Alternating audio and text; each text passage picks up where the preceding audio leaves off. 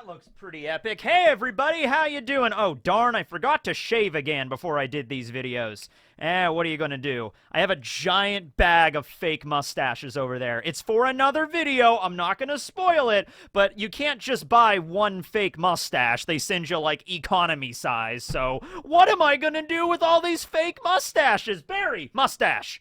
Ah, there you go, Barry. Whitebeard would be proud indeed, yes. Alright, so today's going to be a fun video. Today, spoiler alert for all the recent One Piece chapters, we're going to be talking about how ridiculous can Luffy's ability really get? Like, what could Luffy's strongest attack conceivably be now that he is in Gear 5th, now that he's in his awakening, now that he has an ability that the Gorosei themselves called the most ridiculous power in the world. Luffy's skipping around on the roof of Onigashima like, this is my peak! I feel like I can do anything! Like, make a giant fist! Even bigger than the normal giant fists I make, okay?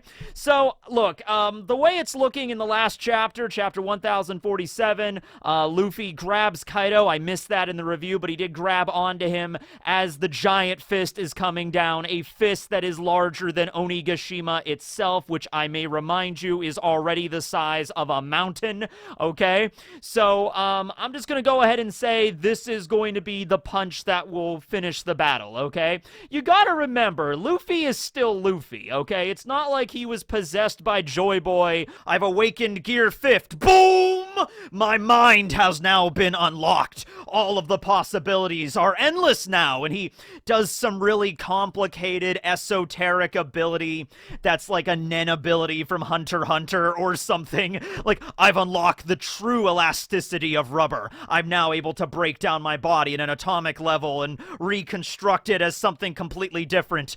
You know, like some really complicated ability that takes pages and pages to explain. No, it's still Luffy, ladies and gentlemen. How did Luffy defeat Crocodile? By punching him a shit ton of times. How did Luffy defeat Enies Lobby? Enies Lobby? How did Luffy defeat an entire island? Well, technically speaking, Spondum was the one that defeated all of Enies Lobby. He's the one that summoned the Buster Call. I'm just saying right there. Luffy might have beaten Lucci. Zoro might have beaten Kaku. Nami might have beaten Khalifa. By the way, Boichi, the mangaka of Dr. Stone, or not the mangaka, the guy that draws Dr. Stone, he went and actually redrew the entire fight between Nami and Khalifa. So if you haven't checked that out yet, go and check it out. It's pretty nice. But no, yeah. They might have defeated their enemies, right, or whatever. Spondum took out an entire island fortress. So Spondum, I mean, you know, you can't overlook him. But no, how did Luffy defeat Lucci? By punching him a bunch of times, right? It's Luffy at the end of the day. That's how he wins his fights, okay? Even when he's in this new state where even he admitted, you know, like, I can do anything. Okay, so that means I can make a fist the size of a mountain and I can punch Kaido with that! All of the possibilities! I almost kind of want to see the Straw Hats go up to Luffy and tell him, like, Luffy, you can do all these crazy stuff with your new power. Or maybe Marco, because Marco's already a mythical zone. Maybe if he finds out Luffy is also a mythical zone, maybe Marco could go on and on about all these crazy things that he could do with his power. And Luffy it always just comes back to Luffy making a giant fist. All right? Remember back when, I don't know if this was added in the anime or if it was a scene in the manga. It just might have been expanded in the anime, but there was the scene where after Luffy uses Gear 4th for the first time against Doflamingo, okay, so he uses his normal Kong gun against Dofi, knocks him down, but doesn't take him out, okay, and so Luffy flashes back to when he was training on Ruskaina with Rayleigh, and apparently there was an animal on Ruskaina, I'm imagining it's the giant gorilla, that Luffy tried to use the Kong gun on, and it didn't work, and so Luffy's talking to Rayleigh, like, Rayleigh, I tried using the Kong gun on it, and it didn't even work. And Rayleigh's like, I see. Well, Luffy, that just means that you're going to have to... It's like, Rayleigh was like, without directly telling Luffy what to do, he was trying to give him like some serious advice. Like, hey, Luffy, maybe you should think about some abilities with your devil fruit that don't involve just making giant fists and punching things really hard. That was what Rayleigh was trying to get across there. Like, maybe you have to think of something new to work with that gear fourth of yours. You know, it has a lot of potential, and then maybe you can defeat the enemy. And so Luffy's just pausing for like 5 seconds, and he's like, I have an idea. I'll make my fist even bigger and then punch him with that. And then Rayleigh's like, that would be even harder on your body. And that would drain way more of your hockey, but too late now. Luffy's always like, I'll be right back. He's already ran off. And it works. It works. Don't fix what's not broken, right? Of course. Luffy goes gear fourth. Wait a second. King Kong gun. Boom! It worked. And Rayleigh's like, well, shit. All right, well, I have nothing left to teach him. I think at that point, I think that was the moment, because Rayleigh did not stay with Luffy for the full 2 years under his sky. I think he only stayed with him for 1.5 years, and then he left. I think that was the moment Rayleigh left. I think after Luffy learned Gear 4th, learned the basics of the 3 types of hockey, you know, learned Red Hawk and all that jazz, he goes into Gear 4th, he uses the King Kong gun to defeat that giant gorilla. Rayleigh's like, you know what? It's not really so much about there's nothing left for me to teach you. It's anything that I want to teach you, you're probably not going to listen to my perspective. So tell you what, Luffy, I'm going to head back to Sabaody. I'll see you in 6 months. Boa will come pick you up. Have fun punching out giant animals. It's like, okay, Rayleigh, I will. Bam! It's just like, okay. So now here's the thing, though. Luffy did use another technique that was unusual. He used the Gamu Gamu no Thunderbolt, or the Gamu Gamu no Kaminari, as it is in Japanese. Okay? So what I honestly think is that Luffy's overall abilities that we're going to see for the remainder of this story are pretty much going to be the same, you know, when it comes to techniques that he can just pull out whenever he wants. You know, like, I'm just going to make a giant fist and punch you. I'm going to inflate my entire body into a giant and punch you or step on you or headbutt you. That's going to stay the same. Now, it's going to be on this way more grander scale because we have Gear 5th and everything's sort of cartoony and wacky. So the way that this could be utilized could be a lot of fun for Oda. But I just think there's going to be a lot more situational techniques. And those are actually some of my favorite techniques that Luffy has in the entire story. Situational moves that he can't use all the time, only when certain circumstances are, you know, present. My favorite one, or one of my favorite ones, because there's a lot of them in the story, was when he used Gamu Gamu no Champion Rifle during Impel Down. So Mr. 3 covers his body in, like, the wax armor. So Luffy's got wax boxing gloves and wax robot legs, and he's like punching Magellan. He's like, champion rifle, champion stamp. And I'm like, that was awesome. That was so cool. Gamu Gamu no scapegoat and jet scapegoat that he used at Marineford when he grabbed Buggy to block Mihawk's attack. That was really good. Gamu Gamu no ally Robo when he took control of that Marine at Enies Lobby. That was really fun. Luffy has a lot of really fun situational moves, and it also speaks to Luffy's ability to think on his feet. You know, just be like, okay, what can I do around me right now that could really be cool in a fight? Maybe not necessarily so effectual in a fight, but what could be cool in a fight? And that right there, ladies and gentlemen, is how I run William's character in One Piece D&D. In case you were curious. Like, man, Tekking, you don't really run William as a rogue too much, do you? He's like, nope, and now you know why. That's how it works, okay? So we saw that in the last chapter. Luffy was able to grab onto a lightning bolt. Well, he did some gymnastics routines with one, but then he grabbed another one and just chucked it at Kaido's face. Okay, so I want to see more stuff like that. And I did a video a while ago, a few days ago, about the admirals and how Luffy would fight the admirals. And like Luffy's grabbing Kizaru's lasers, or he's grabbing Akiinu's magma, and he's like, you know, throwing it back at him or something, you know, making new techniques up on the fly based on what's going on around him. Okay, I think that's really going to be where Gear 5th is going to shine. Okay, beyond that, we are going to see Luffy like lighting on fire. fire or electricity, because we saw that stuff even before Gear 5 was involved. He has Red Hawk, he has Red Rock, he has the Thor elephant gun that we saw against Don Shinjao, so we've already seen fire and electricity abilities. Here's an idea. Why not just go all Natsu, Flame, Thunder, Lightning, Dragon mode with it, right? Like, Luffy's already been able to light his fists on fire and lightning. Just combine them all together into one at this point, right? So the giant fist coming down, about to punch Kaido in the nose. He's like, oh boy, this is gonna hurt. He tries to move, but Luffy's holding on to him like, oh boy, howdy, this is gonna be fun.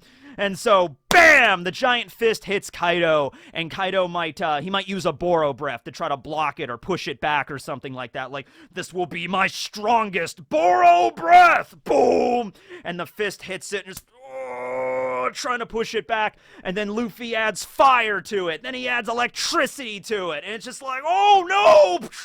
And it hits Kaido, and that's how Kaido is defeated, right?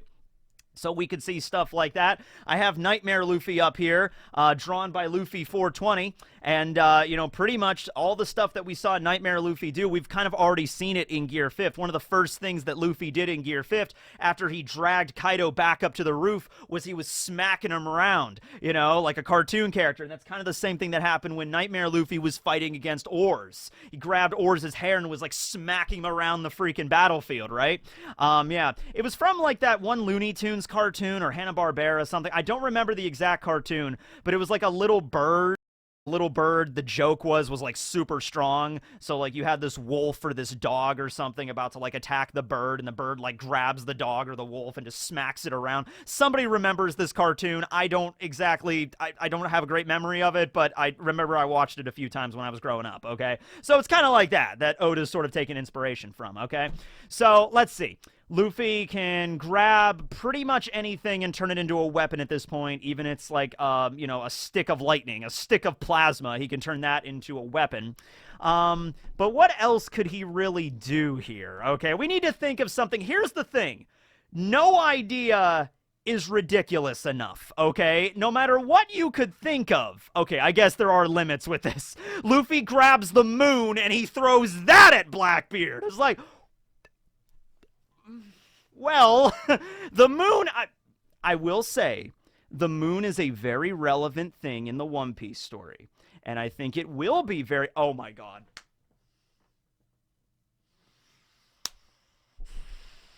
Okay, we can go with that. Sure, why not? 3 ancient weapons. Pluton, named after Pluto, god of the dead. Poseidon, control all the sea kings in the world, named after god of the sea and of the weather.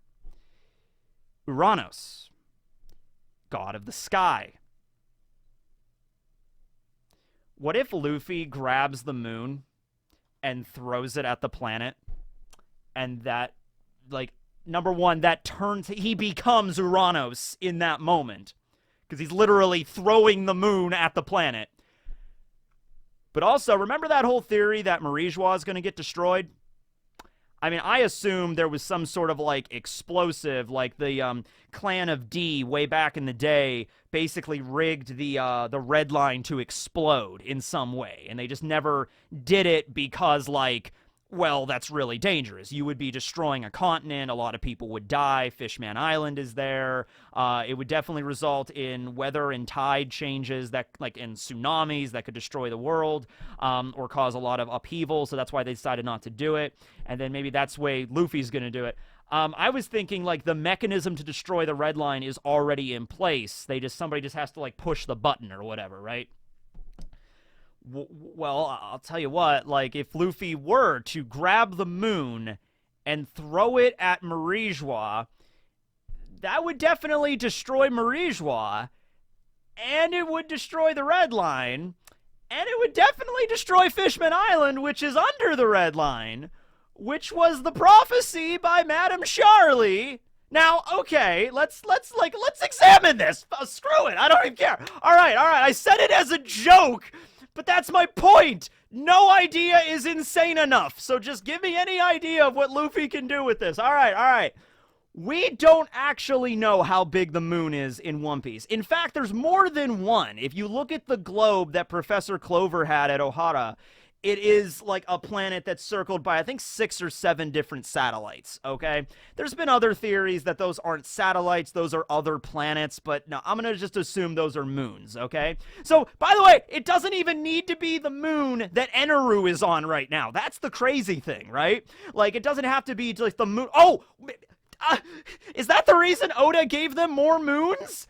So there isn't just one moon, so we can have Eneru land on the major moon, like the biggest moon, maybe, and he lands there, and he's like, oh, there's an ancient city here, and all these automata, and space pirates, and all that stuff. But then there's just other moons that are floating around the planet that are a lot smaller, that are just there, so when Luffy goes into Gear 5, he can grab a moon out of the sky, throw it at the planet, destroy the red line, and it's like, oh, well, Eneru could still be on his moon. Is that, I don't even... Okay, even if you don't get Luffy involved in this, maybe the fact that there are multiple moons do kind of coincide with the theory of Uranus being some weapon of the sky, right? Because, like, look at it this way. If Shirahoshi is able to control all of the Sea Kings on the planet, and she can perfectly control them, and she orders them to, like, wipe out all life on the planet, there's so many Sea Kings on the planet, and they're so big, and they're so massive, they could do that. You know, if Shirahoshi was evil, like, just pause for a moment. Just picture Shirahoshi as, like, an evil witch that's, like, the lord of the Sea Kings or whatever. Just like, yes, my Sea Kings, go out into the world and kill everything, you know? Let's say that happened. The Sea Kings could do that. They could wipe out the planet. They could cause, like, tsunamis. The bigger ones could, right? Okay. So that would be, like, a world-destroying super weapon, which is why they're called the Ancient Weapons, right? Well, if Uranus is the god of the sky... You think all these moons, if every single moon crashed down on the One Piece world at once, that would be Armageddon. That would be an apocalypse. And Luffy could be part of that. Okay, yeah, sure, why not? Why the hell not? Okay, so, and yeah, I understand, like, if the moon crashed down on our planet Earth, like, that would destroy the planet, probably. But, like, you gotta understand the One Piece world is probably, like, the planet itself is probably bigger than, you know, our Earth, and also the moons, maybe some of them are so small that, you know, they could crash into the planet and cause a lot of damage, but they wouldn't destroy the entire planet in the process. And wouldn't that kill every living thing on the planet, though, if something like that crashed down? Well, probably, but it's One Piece. There's Devil Fruit users that can maybe lessen the impact. I mean, Madara dropped an entire meteor on the planet, and they were fine. You know, and Fujitora, the government doesn't seem to have a problem with him grabbing meteorites out of low Earth orbit and crashing them down. So, yeah, they'll be fine. You know, Luffy will grab the moon, he'll throw it at Marijois, it'll destroy Marijois, it'll destroy the Red Line, it'll destroy Fishman Island, fulfilling the prophecy, you know, but the rest of the world will be okay. Nuclear winter, that's not a thing. Okay, so, alright, so that was just one idea that wasn't even one of my original ideas. That was just me saying, like, oh, it's not going to be that ridiculous. Okay. So, hey, might as well start off small. I was going to be like, Luffy picks up a mountain and throws that. You know, that was going to be my first forward. Or, like, he picks up a battleship or something, right? Like, one of the marine battleships are coming at him, and Luffy just picks up the battleship out of the water. He turns into a giant and just, like, Gomu, Gomu, no! You know, Sidewinder pitch, and then he just throws the entire, he goes all, you know, a Beast Titan with it, and he just throws the battleship like a ball, and it just, like, obliterates the other battleships at this point, right? Like, remember all those times in the story when they fire cannonballs at the Sunny or at the Mary, and Luffy goes into Gumu Gumu no Balloon, and he bounces the cannonballs back, and it's like, oh, that's what they do. No, Luffy's just gonna pick up the whole damn boat and just throw it at all the other boats. You know, that's just what he's gonna do now, right? Because he can. Yeah. Luffy could make himself so giant, in fact, he might even be able to just stand on the ocean floor and sort of subvert the Devil Fruit weakness, because the Devil Fruit weakness works on how much water is actually, like, you know, covering a Devil Fruit user, okay? So, like, for example, if Luffy stepped in a puddle, and the puddle was only, like, you know, up to his ankles, maybe Luffy would feel a little bit discomfort from that, but it wouldn't be anything major. Luffy's strong enough, that wouldn't affect him at all.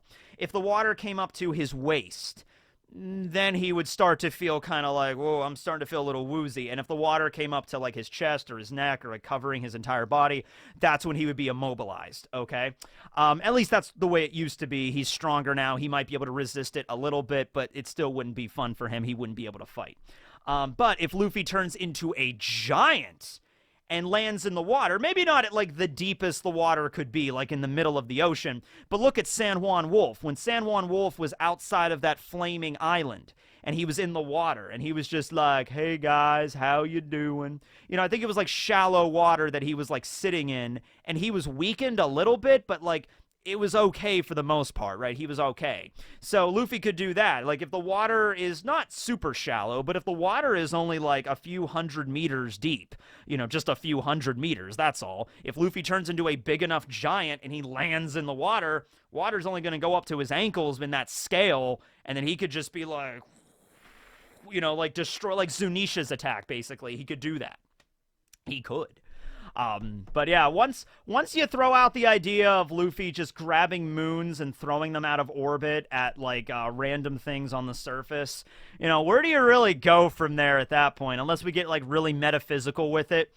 Like, Luffy, like, I don't know, he grabs one of the suns. He grabs a sun out of the sky, and he's like, oh, that's hot, and he throws that at the planet. Okay. No, he's not actually going to do that, but he is the sun god, so Luffy creating some sort of miniature sun in his arm or something like that, on his hand, or his palm of his hand, that's not completely ridiculous, okay? He already has fire abilities, so the idea of him using, like, Escanor's, like, cruel sun... Okay, hold on a second. I mentioned it. I gotta... Hold on. Okay. Cruel sun! Alright, yeah, I'm doing an Escanor video soon. Yeah, I got Escanor's, I got the axe, I got Rita. Okay, cool, yeah, so, yeah, but that's not completely ridiculous. If Luffy already has fire abilities and electricity abilities, just combine them together, make a sun in the palm of your hand, Gamu Gamu no Supernova, and just throw it at the enemy, and it's like a miniature sun, so like a large explosion that just like overkills anything that's around him, okay? So, there we go. That's a good idea, right? Okay, so we have Luffy throwing boats and mountains, adding electricity and fire to his various giant fists, along with hockey. So you got regular electricity, you got the black lightning shit that's coming off of his fist in Conqueror's Haki, and then you got the fire. Why not, right? And then we have Luffy bench pressing moons and creating the sun. Okay, you know what? Now that I think about it, because there's that whole idea that Luffy is the sun god and Blackbeard is going to be like some sort of moon god because of that, like opposites, like yin and yang sort of situation. What if even Luffy isn't the one to mess with the moon? What if Blackbeard is? Blackbeard uses some sort of like black vortex ability and he just dials it up to like 100 or whatever and drags the moon down from orbit, and that's his like finishing move. Like, Zehahaha! In exactly 20 minutes, the moon's going to hit the planet. Zehaha! You know, something like that. Although in that case, you'd feel like Fujitora could just use his ability to like just bounce it back or whatever, right? Oh man, Fujitora might be the ultimate admiral in this situation. Like, Luffy tries to drag down the moon, or Blackbeard tries to do that, and Fujitora can just be like, nope, and just send it right back, honestly, right? So yeah, I guess honestly, Blackbeard might try to kill Fujitora to get his Devil Fruit. I mean, there's a lot of devastation you could do with the Zushi no Mi. I know Sengoku called Whitebeard's ability the Gura Gura no Mi. That's the power that can destroy the world. Pretty sure Fujitora's could destroy the world as well if used inappropriately. You know what I mean? Pretty sure he could do that. But anyway, that's the video. I hope you guys enjoyed talking about some crazy shit that Luffy could do with his abilities. I hope you enjoyed the mustache. Yes, indeed. Let's move on to the favorite, the fan favorite part of the video. Let's move on to Goat Facts. Hard Rock intro, go. Let's go! Goat! Goat! Goat! Goat Facts! Yeah! All right, so we got a lot of stuff today to discuss. All right, this is a goat fact that has been recommended by Maz. So thank you, Maz. This is the Markhor goat. Don't know how to pronounce it, but I'm just going to go with Markhor goat, all right? Also known as the screwhorn goat, given the, shape of its horns, right? So this goat is native to Central Asia and around the Himalayas. That's where they hang out, okay? They are actual goats as opposed to the mountain goats that we discussed earlier, which were more related to antelopes. By the way, a true goat, I believe, has to be in the genus of Capra. And this goat right here is in the genus of Capra. So there we go. Their name actually comes from a Persian word for snake, or those that defeat or devour snakes. And this could either be because they had a reputation for killing snakes, or they have just their horns that go in a spiral pattern that resemble a snake. So that might be where they got their name. It is actually the national animal of Pakistan. And they have a few things going for them. So first of all, they're just very big. In fact, they have the highest shoulder heights, like the bulkiest shoulders, I guess, out of every goat species or goat breed on the planet.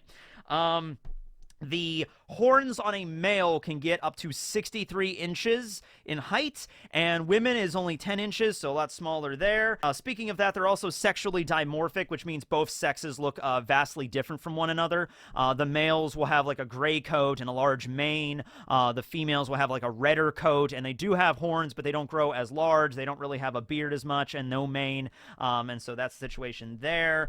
The males, much like how we talked about the elephants, are actually very solitary for most of their lives. The mating season is in winter, so that's when the males will come to horns, come to fisticuffs or blows, so to speak. And with those giant screw horns, you can imagine how bloody and dangerous that could get. But after the mating season is over and everything, during the summer, the males will actually stay at a lower elevation in the forest, and they'll be solitary. Meanwhile, the females and their kids will ascend and climb higher to the mountaintops. Okay, that's just how they do it. So yeah, pretty interesting animal, the Markhor goat, just because of the giant, antlers that you definitely don't want to get, gored by or anything. That'd be very scary. But yes, anyway, that's the video. Hope you guys enjoyed. This will be Tekking and Barry signing out.